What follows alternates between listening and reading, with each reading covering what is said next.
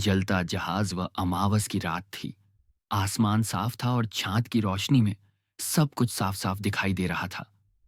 समुद्र पर नजर दौड़ाने का अपना पल के लिए कुछ नहीं था। अचानक दूर एक जलता जहाज दिखाई दिया। पहले तो लोगों भ्रम हुआ, लेकिन वह लगभग 20 मिनट तक दिखाई देता रहा। सुबह उठने के बाद मैं घूस से पूछने गया कि रात को जो कुछ देखा वह सच था या नहीं। मैंने कैप्टन जहाज के बारे में कभी सुना था।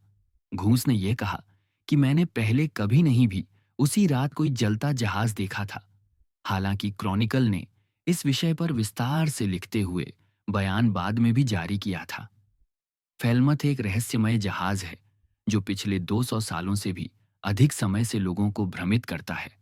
नाविक अमावस की रातों में अक्सर इसे देखते हैं। जिन्होंने इसे देखा कहते हैं कि यह जलता जहाज है। वे कहते हैं कि पुवान के समय में इसे रोशनी समझकर अपनी नौकाएं उसकी तरफ बढ़ाते थे और नाविकों को ऐसा भ्रम होता था कि कोई जलता हुआ जहाज समुद्र में तैर रहा है। जब उत्तर पूर्व की ओर चलने लगती है तो कैप्टन जहाज के जिस्म ज्यादा नमी में आता है। यह जलता जहाज कुछ समय तक दिखाई देता है और फिर आंखों से ओझल हो जाता है। वे कहते हैं कि यह मामूली बात नहीं होती कि दिन में और रात में वैकल्पिक रूप से ऐसा दिखे कि जलता हुआ जहाज तैर रहा है। ऐसे कई नाविकों ने इस घटना की पुष्टि की है।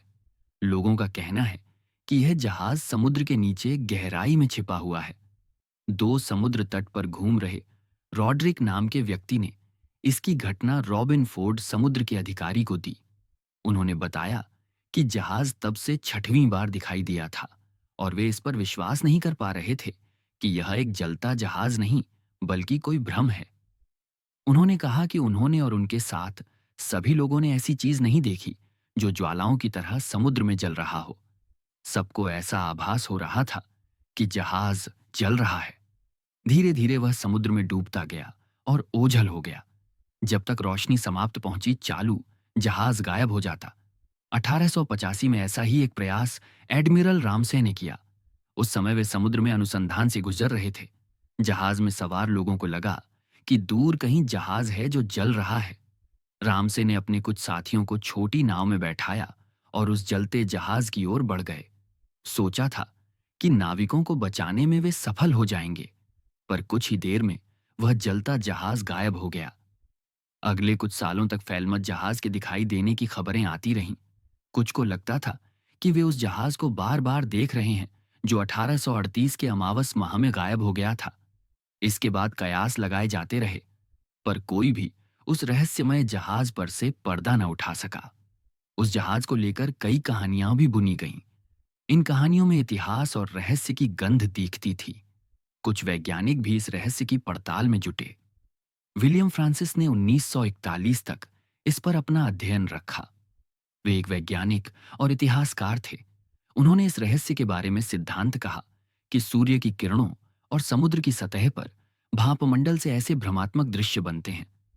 किरणों जब समुद्र की सतह पर टकराकर लौटती हैं, उसी समय हवा का बाह्य रूप ऐसा बनाता है जैसे कोई जहाज जल रहा हो। कुछ वैज्ञानिक इसे एटमॉस्फेरिक इलेक्ट्रिसिटी का नाम देते हैं। आधुनिक वैज्ञानिक इसे दृष्टिभ्रम ही मानते हैं। उनके अनुसार यह किरणों के खेल से ज्यादा कुछ नहीं है।